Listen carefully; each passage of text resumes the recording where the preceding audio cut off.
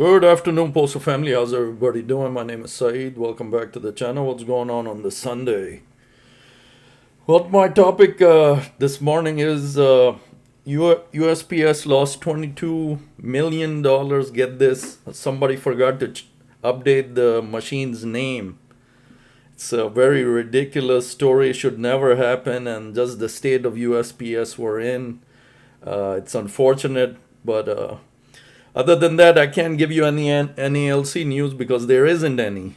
Since May 8th, when Mr. Renfro updated us, there's been complete hush, crickets, silence.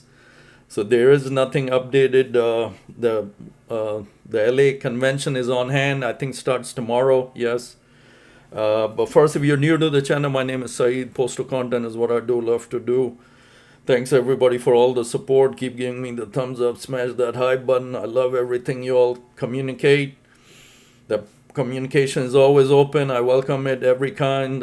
You all talk about your stations, your situations. Thumbs up to all that. Keep it coming. Love all of it. Everything I say on here is from my views, my research. I don't speak on behalf of USPS Post Office in any of my videos. So, other than NALC not having nothing but crickets, let's get to the story at hand. USPS lost 22 million because nobody updated a machine's name. Yes, that's correct. That's not a misprint. Unfortunate, the state we're in, and we can't even lose $100, much less when somebody does something like this, and it costs the organization 22 million. It's ridiculous, man. For 4 months, the Postal Service's own fraud and revenue protection system was blind to tens of millions of packages a week. Not because of a hack, not because of a policy fight, because someone forgot to update a machine's name in a spreadsheet. Oh my God. Because the thing is, these machines, these distribution centers are updated, and the people that are handling them are, some of them don't pay attention during training how to operate them. One thing could lead to another, and when you don't handle a sophisticated machine like this, it's costing the company money, and this right here is no joke. 22 million. The company can't afford to lose, like I said, $100 of the situation we're in, much less 22 million. This is a huge embarrassment on one person's fault. I still can't believe what I'm reading, but like I always say, there's something always new. Report comes up that's not a shocker anymore. It doesn't come as a surprise.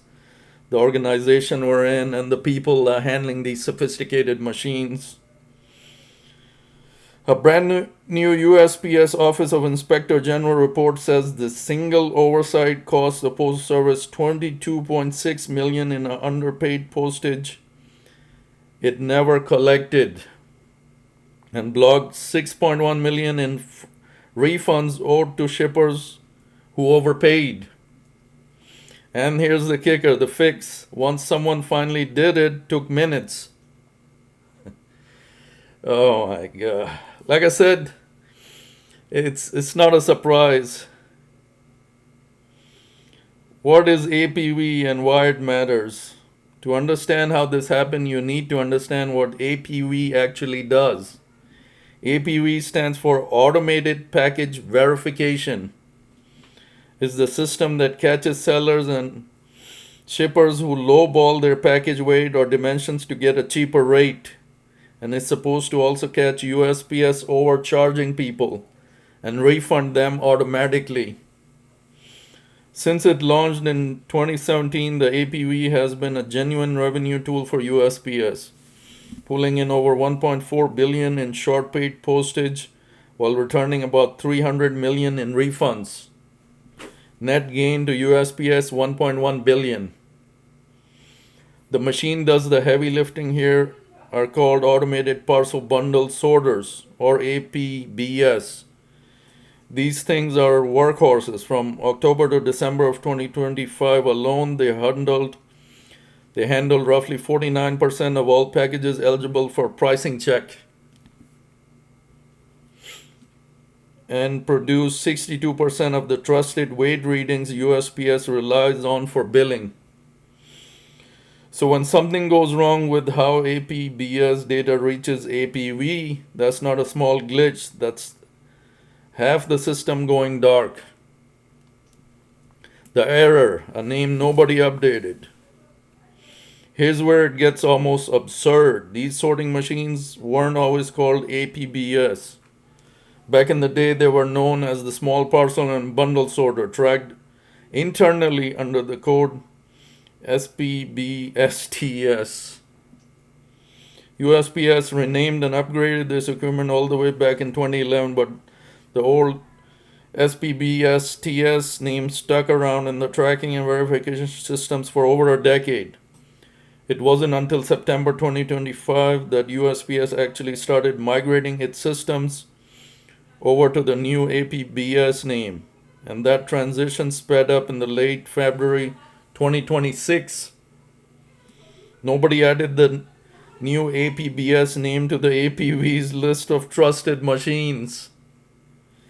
So here's what happened. As more and more machines got relabeled from SPBSTS to APBS in the system, APV started treating them as unrecognized equipment and simply stopped accepting their scans. By April, almost every APBS scan in the country was being logged under a name APV didn't trust, meaning it couldn't be used to adjust postage at all.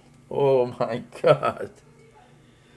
For roughly 30 to 50 million scans a week starting in March 2026, the Postal Service's revenue protection system was effectively looking the other way.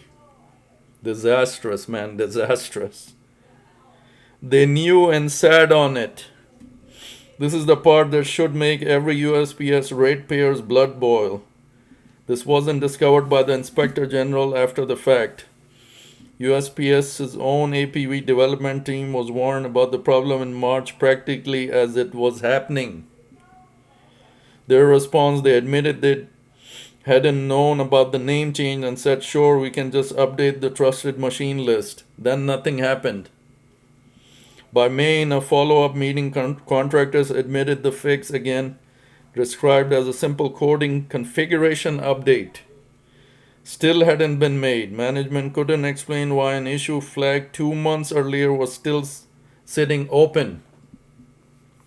It wasn't until June, after the OIG raised the alarm again, that USPS finally corrected the programming. Inspectors have since confirmed APBS measurements are now flowing into APV and being used for postage adjustments like they're supposed to. 4 months, tens of millions of scans a week, a fix that reportedly took a simple config change. That's the gap between identified and fixed. The money and what comes next.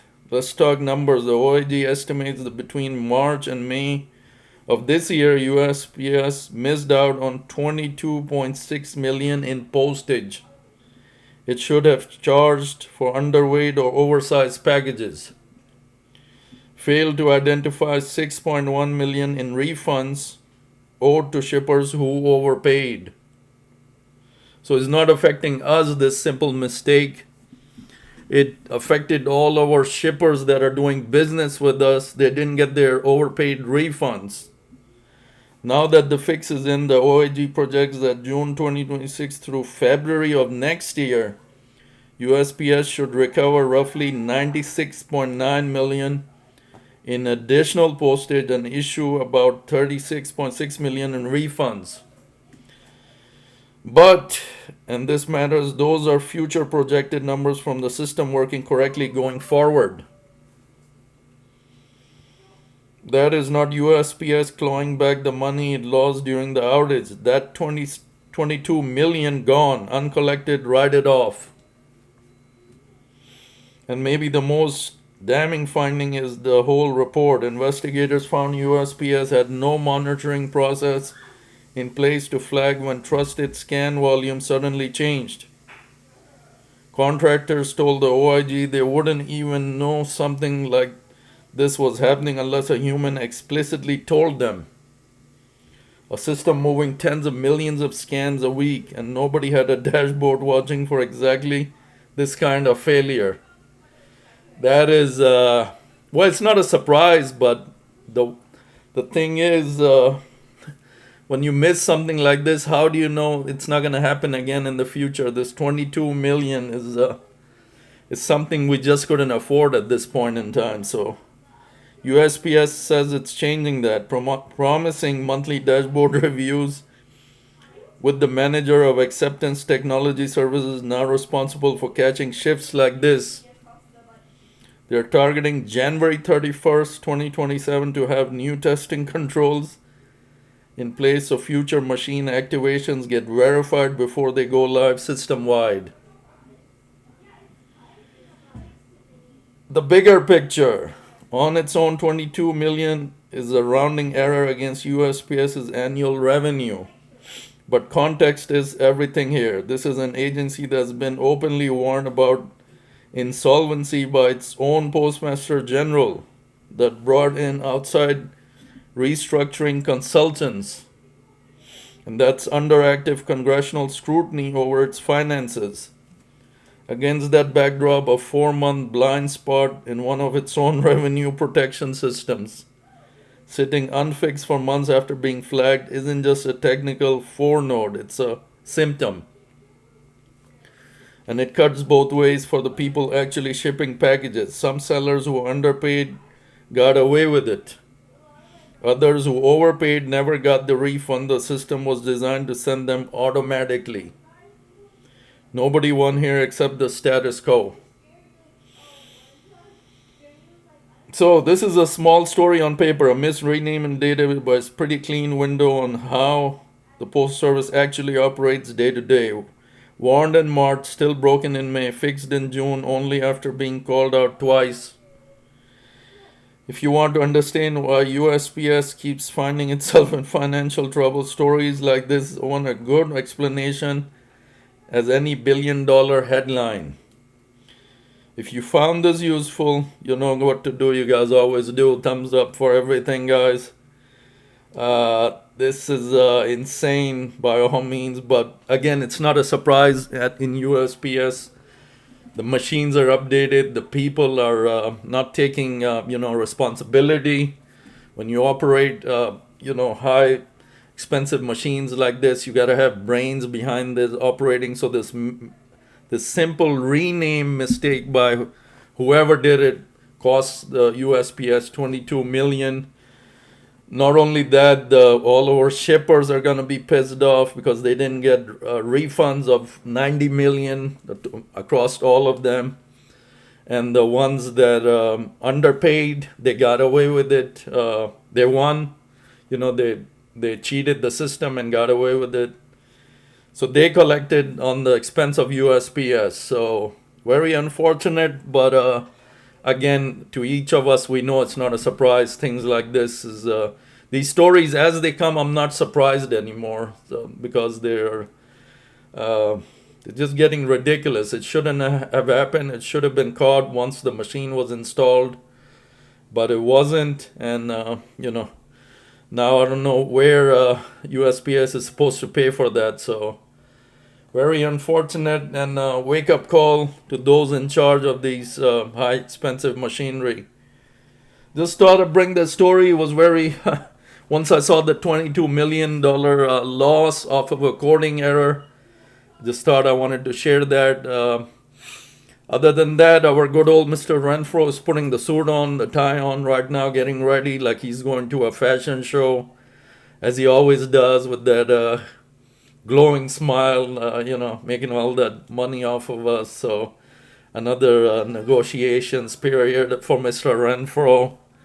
He will answer all the questions with big old smile, fight like hell campaign.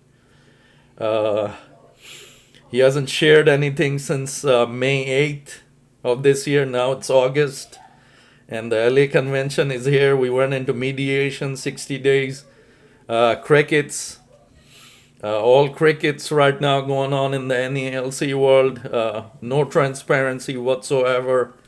Last thing he told us, everything we have on the table, USPS hasn't agreed to nothing. So all this time, what are we supposed to think? Is still zero fighting for the carriers right now? You have zero on the table. You don't have no guts to fight USPS. Whatever USPS says, you lay your head down and says yes. That's pretty good for this time. We'll take it. This day and age. So just God help us, man. In this LA convention, I mean, I don't think it will produce nothing. I mean, there's no progress been made, so it's just a waste of time. I mean, all the questions that come, I don't know who questions him live in LA conventions, but every time I've listened to the questions, they aren't even focused on daily carrier life. It's like he has his own crew that comes and sits in the front that ask him dumb questions that has nothing to do with the carrier life, that he really easily answers and gets away with it. Nobody grills him live that he should be. Maybe he will have some fight courage that to fight for the carriers like he's supposed to until the next president comes. Boy, that election time can't get to us soon enough, man. This guy. Whole lot of crickets, nothing accomplished, big fat zero, last contract, a miserable failed job that all of us voted down. He brings that same garbage tentative agreement in front of the arbitrator. Arbitrator blindfoldedly signs it, and we're screwed for the next year. So here it is, here we are again. Contract only this time around it gets even more worse. Because of the mediation, we won't get to vote, guys. From what I understand, the tentative agreement will go straight to the arbitrator without, sending it out to the membership to vote on it. From what I understand, so that's a seriously more worse scenario than last year, man. We don't know what's on that tentative agreement. It's going to arbitration, whatever he's gonna set up. It's going to go in front of the arbitrator. We all know the mediation failed and all that. USPS didn't agree to nothing.